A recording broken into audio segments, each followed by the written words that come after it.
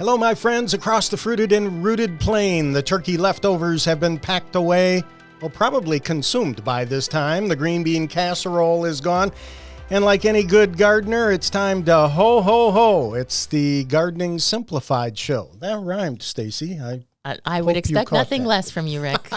We're broadcasting from the beautiful Proven Winners Color Choice Shrubs studios with our engineer and producer, Adriana Robinson.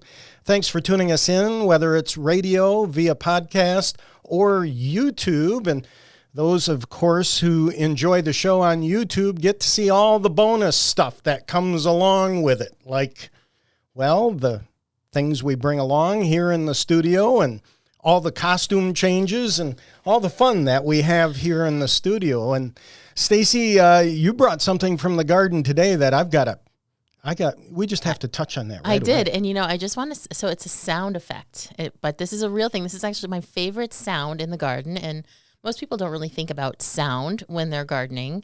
And I'm going to make the sound. Of course, our YouTube viewers are going to have a little bit of a head start here, a little bit of a advantage. This is not Santa's Jingle Bells, okay? Y'all ready for this? It sounds like it. It does sound like it, but it is actually the seed head of Baptisia, a perennial, also known as false indigo. This is one of the proven winners, something lemonade. It's one of the bright yellow ones, and I absolutely love this perennial. I love it when it blooms. I love it when it's just growing and it has that beautiful blue-green foliage, and I especially love it at the end of the season when it makes these wonderful seed pods. Now, normally I wouldn't cut it back, but these I did have to cut back because they're at a spot where I have to pile up snow, which is unfortunately coming soon to a yard near you here in West Michigan. Yes, exactly. Already has once. Yeah. Baptisia or false indigo for people keeping score at home. What a great plant. Beautiful, and tends to be deer resistant also. Yeah, the deer don't ever touch it, knock on wood, of course. But I do find, funny enough, that after the flowers have gone and the plant is just growing in my garden, the rabbits love to munch any little foliage they can get. Now, they don't really cause a lot of damage because it's a huge perennial. I mean, it's really almost like a shrub. They're so big. But they'll get up on their little hind legs. I've seen them do it and nibble off a little piece of the foliage. And they only like the leaves. So then I get a big pile of stems. But it's honestly kind of cute. I don't mind that much. Wow. Those seed pods just sound like Santa and the reindeer are arriving on your front lawn. That's fantastic. Well, on today's show, also, we rose to the occasion. I say that in advance because, Stacy, when we drive around through neighborhoods, we see people basically engineering all sorts of efforts to protect their roses, thinking that their roses are delicate and will be affected by winter, when in many cases that's really not the case. And when you see somebody wrapping a rose in a garbage bag or a plastic bag or shrink wrap or a bucket, or you'll see people use styrofoam cones. And if you do use those cones, make sure you write your phone number and address, email address on there, because when they get airborne, boy, they can travel a long distance. But roses today, Stacy, much tougher than what we give them credit for. It's so true. Back in, the 40s and 50s, the main rose that was available were hybrid tea roses. And those were grafted. So the bottom was a different plant than the top. And the bottom was there because it was hardier, helped the more desirable rose from the top grow. And as such, it could, as it was a stronger plant, it could overtake the top if the top were to be damaged in winter. Right. But those roses, even though there are still hybrid teas around abundantly, even them they're not really subject to the winter kill that people are used to. So really things have changed, and a lot of people have not updated their gardening practices to keep time. So it's an interesting, I think, look at how gardening changes and people change as well.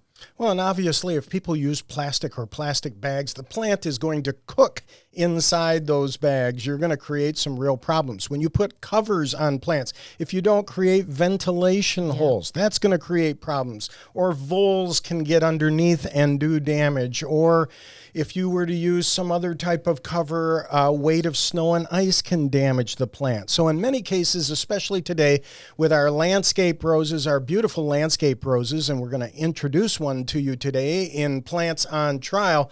Stacy, these plants for people who are unfamiliar with USDA hardiness zones, they are hardy to zones like 4 or 3, and we're talking north. Yeah, way, way colder than anything we have in Michigan. So pretty much all habitable parts of the U.S. and Canada. Not that many people live in USDA Zone 2, so but certainly not one. So. Absolutely. And make sure, of course, to clean up well around the base of those roses. That's always a good idea, too. Got to put a bug in your ear, so to speak. Put it on your radar. Box tree moth caterpillars. We'll talk about them more down the road, but it is an invasive caterpillar that is not indigenous to the area and has been seen in Michigan. It's called box tree moth caterpillar. Yes, and definitely a lot of people worried about this. Not super widespread yet, but it helps for everybody to, especially if you grow a lot of boxwood, to know what to look for and report that so it can help everyone get a better handle on controlling it, hopefully.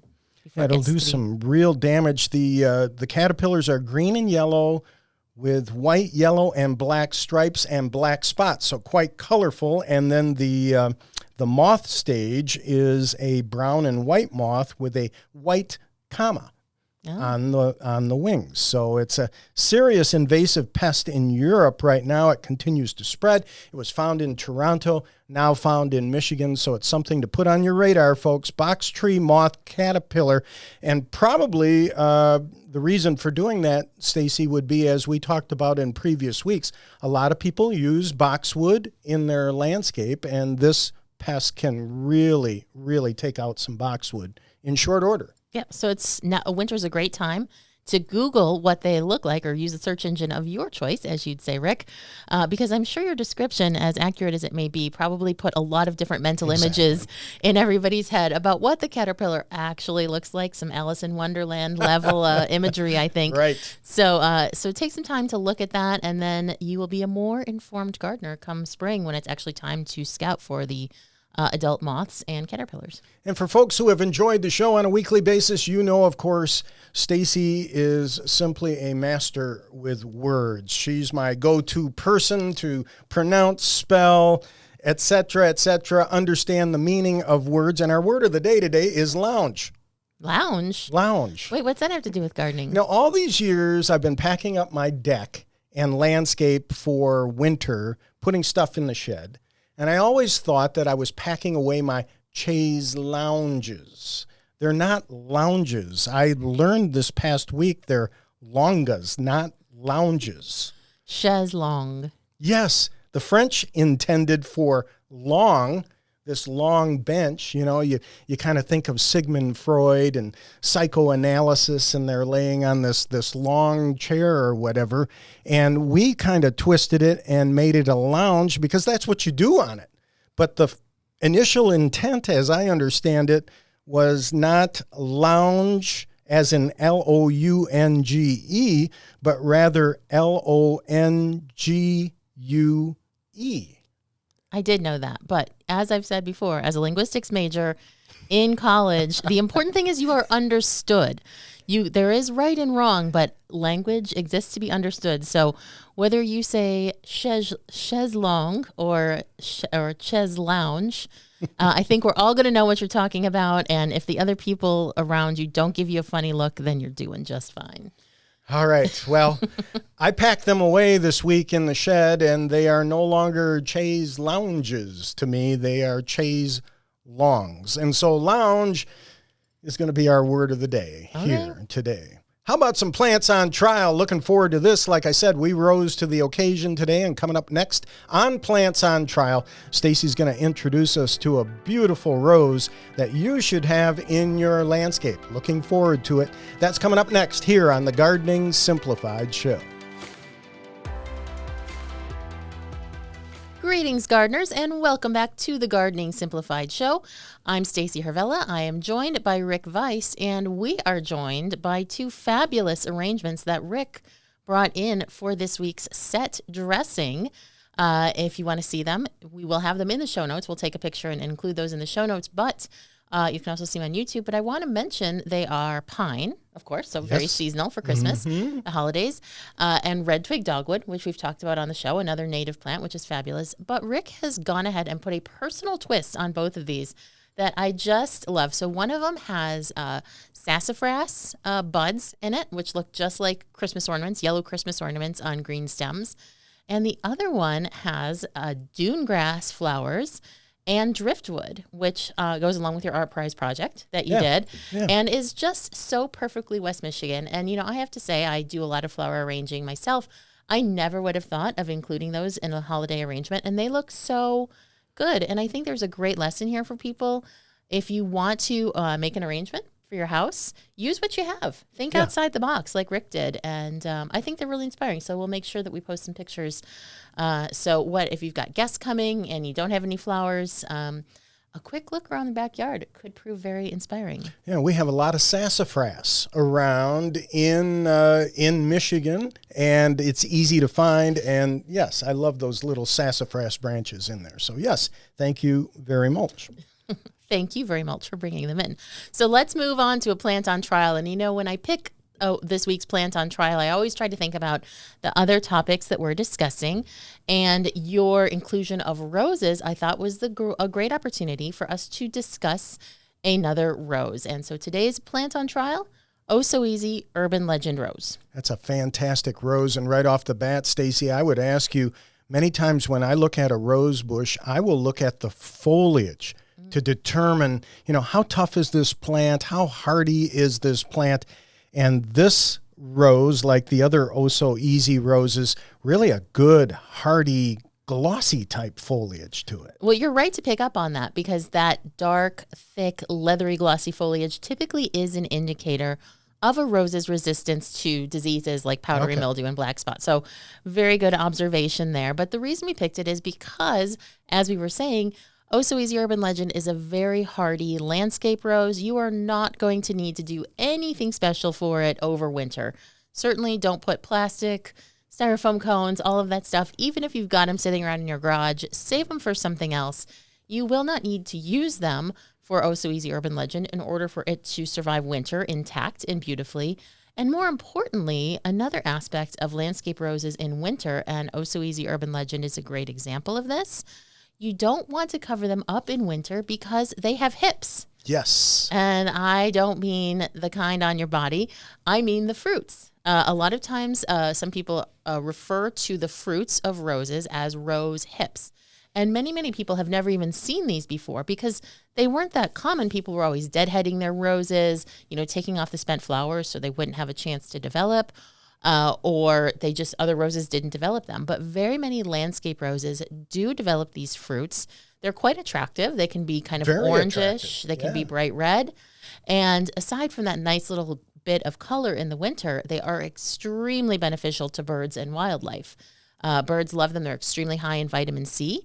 So you definitely don't want to cover them up and deprive the wildlife of that important food source. So 2 good reasons to leave your Oh So Easy Urban Legend alone in winter. Well, and as hardy as Oh So Easy Urban Legend is, again, through years of experience, Stacy, I find that people feel like they have to scramble to get their roses ready for winter, like in October.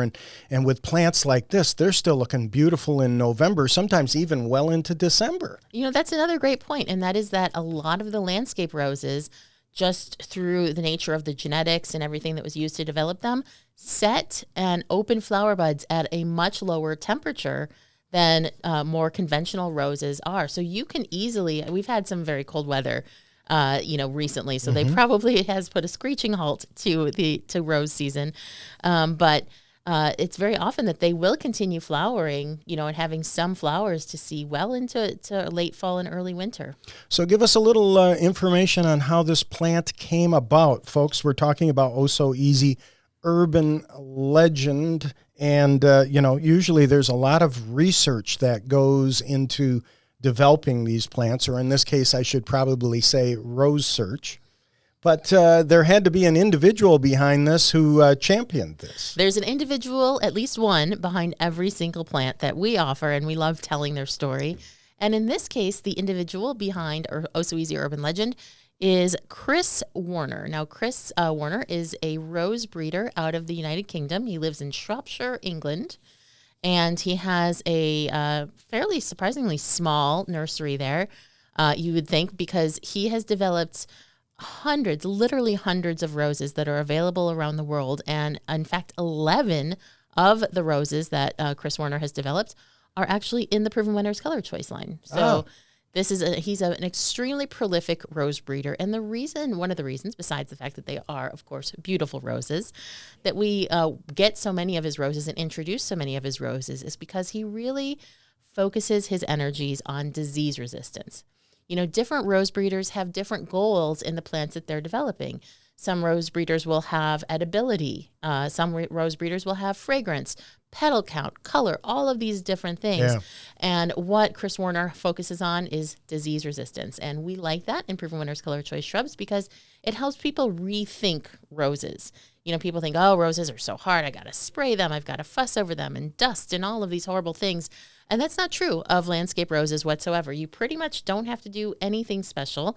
And so they're a really great way to, I think, re-examine your relationship to roses. Not you personally, anyone's relationship to roses. Well, and that's very true. Now, Stacy, with a rose like this that is, let's say it's bred for disease resistance, still should be planted in the sun, right? Yeah, you know, it's so true. People hear disease resistant and they think disease proof, but no plant is disease proof. Exactly. And the fact is that, yes, well, Chris Warner, when he's developing his roses, will actually take any powdery mildew or black spot that develops on any of his plants and deliberately put it in the garden as what's known as inoculum, or a source for the disease, to truly test, you know, is this just a situation of where the rose is planted? Right. So he's really testing for that. And the roses are resistant, but they're not, you know, they're not immune to it. And so for the best disease prevention on roses and really almost any plant, you're going to want to make sure it gets enough sun. So in the case of roses, we're talking at least 6 hours of bright sun each day and good air circulation. And that's something that I think a lot of people say, but they say, what does that mean in terms of a plant? Well, it means a couple of different things. It means proper spacing. So when you buy the plant, there's a recommendation for spacing on that tag, minimum spacing. You can space them as far as you would like, but you want to go with a minimum of the recommendation on the tag, which in the case of Oh So Easy Urban Legend is probably somewhere in the 2 to 3.5 foot range. On the lower end, if you live in a cold climate, on the higher end, if you live in a warmer climate. And you want to make sure that you are not overly wetting the foliage. Now, we were talking about, you know, driving around and seeing people do things that you wouldn't expect to their plants. Why do people water their foliage? I don't understand it. Yeah, that's true. They take out the hose end attachment that's meant to wash your car and just put a little mist on the foliage. Yeah, and I don't, you know, sometimes, of course, the plants get dirty and dusty and you want to wash them off. But habitually, you should not be wetting the foliage of any plant, and particularly one that's prone to disease, even if they're disease resistant, like roses. So avoid wetting the foliage. If that means adjusting your sprinkler heads, you can certainly do that. That's actually a pretty easy thing to do. Or if you're watering by hand, just avoid wetting the leaves and you'll have a much happier rose, and that will make you much happier because you're going to look like a gardening rock star, because Oh So Easy Urban Legend Rose is going to be covered in those bright red flowers, which is where it gets its name. So many disease-resistant roses were not available in a true red color, so it was almost thought of as like a myth. And then Oh So Easy Urban Legend came along, and it is a true red. So, so you are a rock star if you plant it, because you're planting an urban legend. You know, through the years doing radio, I have heard all of those legendary tales, from poisonous poinsettias to, you remember when donut seeds were sent out to people to plant them, and all they were Cheerios? Yes. Yeah. You know, all of that type of thing. So there's a lot of legendary stuff out there, including Wi-Fi signals that stunt plant growth. This is the real deal, folks. This is a true urban legend, and odds are you're going to have great success in planting it. Yeah, and you can get the photos and all the information about it at gardeningsimplifiedonair.com in the show notes. Right now, we're going to take a break, but when we come back, we're going to be answering your garden questions, so please do stay tuned. Hello, everybody, and welcome back to the Gardening Simplified show. I'm Stacy Hervella, and I am joined by Rick Weist, and we are going to open up the Gardener's Mailbag. We love to answer gardening questions. That's one of the things that we do here. And we love to share our years of expertise and experience. And so if you have a question, you can email it to us at help@gardeningsimplifiedonair.com. That's help, HELP. Or just go to gardeningsimplifiedonair.com and you can click on contact and send us a message right there. You can even attach a photo if you need something identified or your question needs a little bit more of a visual aid. So we're always ready and getting through our backlog of questions, and we appreciate you sending those in. So, Rick, what's our first question today? Well, Stacy, Kathleen is asking us, I've been pruning a rose bush that was given to me by a friend for years 3 to 4, I believe 3 to 4 years ago. Right. This year I had no flowers. Why? They were small red flowers that bloom in a bouquet style. I live in zone 7. So is Kathleen doing something wrong with her pruning? Well, it's hard to say. It could. So pruning, I don't think, is the answer. You know, roses are plants that they're actually kind of hard to stop flowering. Exactly. They really, really, really want to bloom. And they respond well to pruning, especially if they're in a sunny environment, they're being fed. They want to bloom their heads off. Right. So I don't think the issue is pruning. My first thought is shade. And, you know, roses will definitely bloom little, if at all, if a site is shady. And a lot of people don't realize that if they planted something one year, over time, many sites do become shadier. Sure. Trees grow. Maybe your neighbor puts in some sort of new structure or something like that, or plants something. There's a lot of different things that can happen. Obviously, the angle of the sun doesn't change, but there's a lot of other environmental things that can occur that will actually make the spot shadier than it was maybe when you originally planted it. So my first thought is, you know, make sure that it's getting at least 6 hours of bright sunshine every day, and then you should be good. Now, my second thought, of course, is a critter.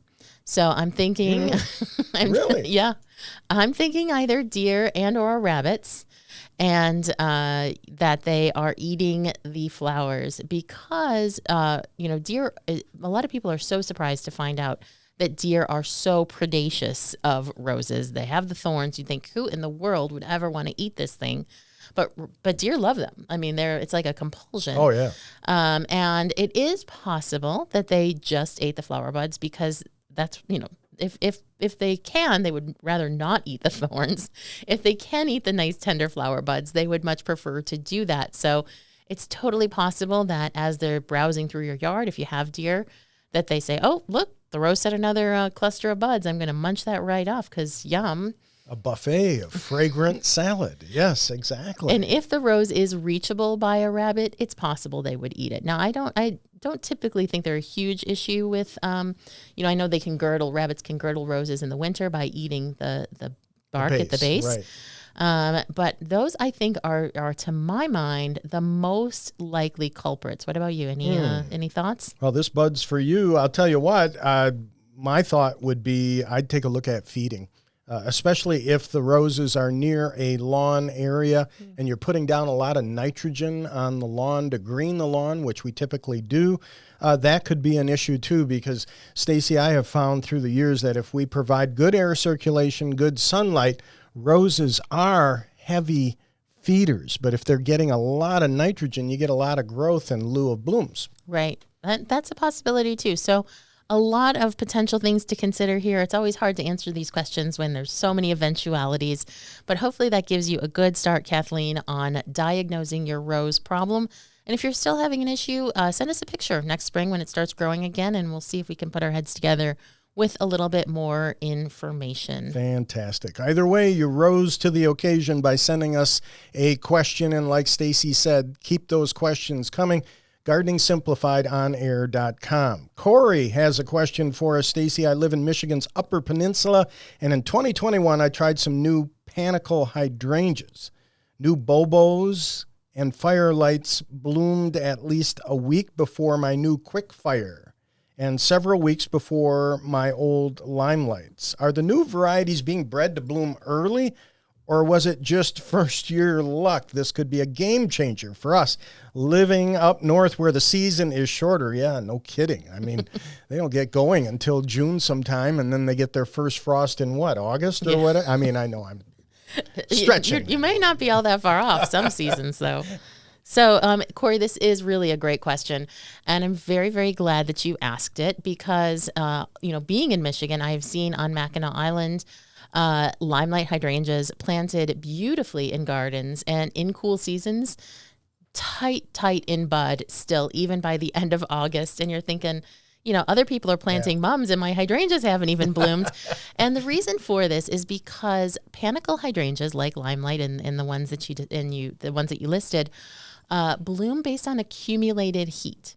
So how much warmth an area has had is going to determine when those flowers actually form and open. And if you live in an area with a short summer, you might not actually get enough accumulated warmth. So absolutely, Corey, it has been one of our goals in our hydrangea paniculata breeding program to develop earlier flowering hydrangeas. And that is for gardeners like you. It's also for growers because growers want more than anything to be able to ship a blooming panicle hydrangea to the garden centers in spring and early summer when people are actually shopping. Sure. And that has traditionally been impossible because, they bloom so late. So it has been a focus for us. And the ones that you listed, so you said Bobo, you said Firelight, and you said Quickfire Fab, which is a new variety. It's a mop head version of our classic Quickfire. So we introduced Quickfire several years ago.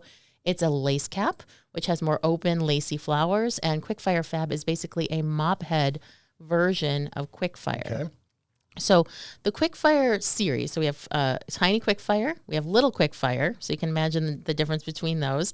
We have Quickfire and we have Quickfire Fab. And if you're wondering how I can keep this all straight, trust me, it's not easy. Fortunately, I live, eat, breathe, and sleep these plants, so it sinks in. So all of those are the earliest blooming panicle hydrangeas on the market. Now, they are. The fact that Corey did not see that with Quickfire Fab, I think could be a couple of different reasons. Even within your own yard, if a plant is getting more shade, if it's located in an area that for whatever reason is a little bit cooler, maybe it's more exposed and, for whatever reason, that can impact those microclimates, as they call them, can impact when that flowers. Also, if it was a brand new plant for you, Corey, that could be impacted based on where it was grown. Because, even within a single garden center, not all of the hydrangeas would be supplied by the same supplier. So it would depend on how did the grower treat it. So I think moving forward, you will probably see your Quickfire Fab bloom first, followed by Bobo and Firelight, and absolutely Limelight is still probably the latest to bloom, so not uncommon at all what you're seeing. So I'll tell you what, I'm going to, when I write up the show notes, I'm going to add a graphic that we have that shows the bloom order of all of the Proven Winners Color Choice Panicle hydrangeas. So it'll make it really, really easy to take your pick of what's going to flower so you can actually enjoy it in the season, in the summer when you want to. Yeah, so we're talking, and for folks keeping score at home, we're talking about panicle hydrangeas, and they are reliable bloomers, Stacy, a little later on in the year. And my experience with Quickfire is exactly that, one of the first in my landscape to bloom. Yeah, and that was, one of the reasons we selected it. So not only is it early to bloom, it's also early to develop color. Panicle hydrangeas, they start out white, but then as the season progresses, they turn a nice pink to red to burgundy color. And that's the phase where a lot of people really prefer them, is with that color. So the earlier these hydrangeas bloom, the earlier they color up. And that's another great thing for colder climate gardeners like Corey, is that they're not only seeing the flowers, they're actually getting to see the color develop too before the first frost hits. Wow. Good luck to you up there in the UP. What a beautiful place. It is. And I was there this fall. Just gorgeous. It is beautiful. And I've been to Marquette, and I've always been surprised to find that big leaf hydrangeas seem to do just fine there. Even though Marquette is right on Lake Superior and people think of it as a very, very cold climate, it's a USDA Zone 5. The mitigating effect of the lake actually has a surprising impact on the hydrangeas you can grow. So anyway, all of these resources and information will be on our show notes at gardeningsimplifiedonair.com. So if you missed anything, you can check out there at your leisure and find all the information you need to know about panicle hydrangeas, rose pruning, all that jazz. And words. I wrote down predaceous. You mentioned that about deer a little while. I'm going to look that one up, predaceous. Predaceous. Predaceous. So it's like predator. So they're like predator, but they are predaceous. they're predaceous on roses. I'll put an R in there and we'll make sure it's in the show notes. All right, excellent. So listen, we're going to be back with branching news, and that is always a collection of amazing stories you won't want to miss. So please stay tuned. All right, folks, it's time for branching news here on the Gardening Simplified show. And for branching news, personally here for our show, Stacy has just returned from France. Yes. What is it we say as gardeners? I see London, I see France, I see problems with your plants or something like that. That is a good saying. Yes, I was in France, and I saw a lot of art and ate a lot of great food, but I also saw a lot of really great plants and garden ideas. Oh, man. You know, I'm going to put you on the spot here, but are you willing? I'm sure you took a lot of pictures. Are you going to be willing to post some of those for our listeners? Yes, I took 1,211 photos to be specific. But yeah, I will put some out. You know, we had talked about ivy a few weeks ago, and we had some gardeners who were having, one person wanted to grow ivy and couldn't. One person had too much ivy and wanted to control it. But I did see a picture that I'll put in the show notes that was pretty cool in one of the gardens in Paris that they had a chain link fence. Now, normally chain link fence, like yuck, not particularly attractive. I'll make a note of that. No chain link fence. Well, I mean, you know, people know they're not particular. Right. It's not the best looking fence you can have. But what they did is they grew ivy through it and kept it really tightly trimmed so that it looked like an ivy wall. And you didn't have to do really any training at all because the ivy just found its way through the chain link, and it looked awesome. Like, my husband and I were really, really impressed with it. So, wow. And another really cool thing I saw. You were green with ivy. You want to replicate that in your yard. I don't have any chain link fence, but I'll tell you, chain link fence, despite not being the most aesthetically pleasing option, is often the cheapest option. Sure. And so you're kind of trying to hedge your bets. Can I do something that still looks really great, but is affordable? And I think this is a great sort of compromise on how to dress up a chain link fence. So I'll put that picture out so people can get inspired. But I saw the worldwide mother plant, so the plant that all weeping blue atlas cedars are descended from. Oh, that is so cool. Yeah, it was. I have one in my yard. Yeah. Well, I saw its great off the top, grandmother. let me put myself on the spot. Is it Cedrus atlanticus? Cedrus atlantica glauca. Yeah, I think glauca pendula. I just gave a thumbs up to our YouTube audience. I got one, Adriana. Yeah, and it's such a great plant. It's such a beautiful plant, and this is the one that they were all descended from. So that all of the cuttings, worldwide originated with this plant many some years ago. And it was honestly one of the most spectacular trees I have ever seen in my life. I mean, my jaw was just on the floor. I took 1 million pictures of it. I won't put 1 million pictures of it on there, but I will put some pictures on the show notes. And because really I felt like the best way to tell its story was in video. I took a video of it, and Adriana will add that to the YouTube version of the show, so you can kind of get that perspective on this absolutely amazing plant that I was fortunate enough to see and spend time in the presence of. Fantastic. For folks tuned in, for plant lovers, we love stuff like that, like the mother plant. I was at Hicks Garden Center on Long Island, and they have the Hicks U, which everybody has in their landscape everywhere, and the mother plant where it all originated. So it's always fun to see stuff like that. So look for those pictures at gardeningsimplifiedonair.com. And welcome back. Thank you. It is great to be back, even though the weather, for my taste could be a little nicer. That's what happens at this time of the year. The weather is frightful. But hopefully the show is delightful. All right, let's get to some more branching news here. Of course, the World Cup soccer tournament is going on. Big deal in Europe, but here in the States also. And for a lot of people, they look at it and go, I wish I had a lawn like that. And I just wanted to mention in branching news, it's fun to take a look at, but there's a movement afoot, no pun intended. It's never been no pun intended with you, Rick. Literally never. Where football players in the U.S. Are complaining and saying, listen, we want real grass to play on because we get less injuries as opposed to artificial turf. This turf that you're seeing during the World Cup and in places like where the Green Bay Packers play, they combine natural turf grass with about 5% of soft polyethylene yarn. It's a system where they actually sew yarn into the turf, and it protects the crown from foot traffic, and the roots are able to grow around that yarn. So for people who, it's almost like a giant sewing machine that they run across the pitch, so to speak. That is so cool. We don't call it a field. We don't call it a lawn. We call it a pitch. Okay. Do you know what? Do you know why they call it a pitch? I don't. It's because of cricket. Okay. Cricket. They put the wickets there on the field. They drive them into the ground like you would pitch a tent. They drive the wickets in the ground before you can play.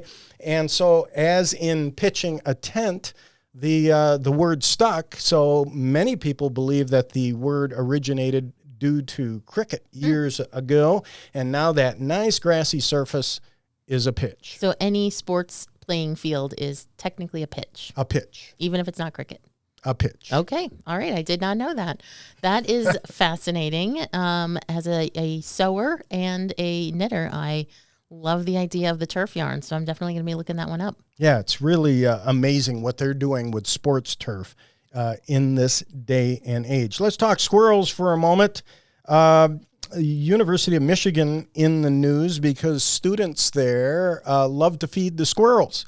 They feed the squirrels things like Joe's Pizza and Cheerios and Twizzlers, and now they have what they call chunky squirrels. These squirrels are huge out there, and there are people who are concerned for the squirrels' health, kind of half-jokingly talking about squirrel obesity and the problems on campus. Because what happens with these squirrels is they leave campus and they can't function that well because they're just so big from eating all that junk food.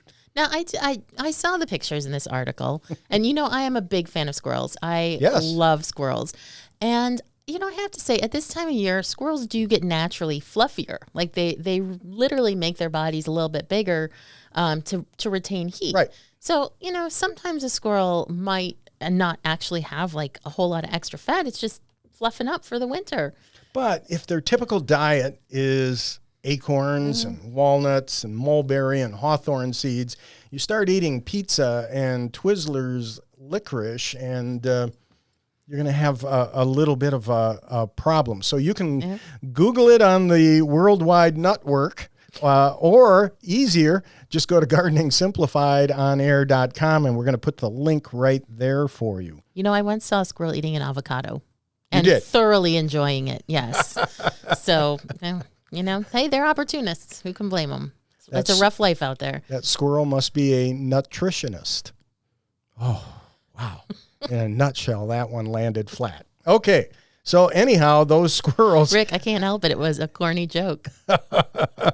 An acorny joke. Very, very good. Now, a fascinating thing. I love to watch the squirrels this time of the year as they're planting the acorns that they pick up and moving them around. And we've got a link to a great article about actually how squirrels do this. And Stacy, they believe that a squirrel's hippocampus, I believe it's called, a portion of the brain, actually expands in fall and early winter so they can remember where they planted those nuts and acorns to retrieve them later. Cute and smart. You just can't fail. I love them. They are very, very smart. And so we're going to put that link there on the website.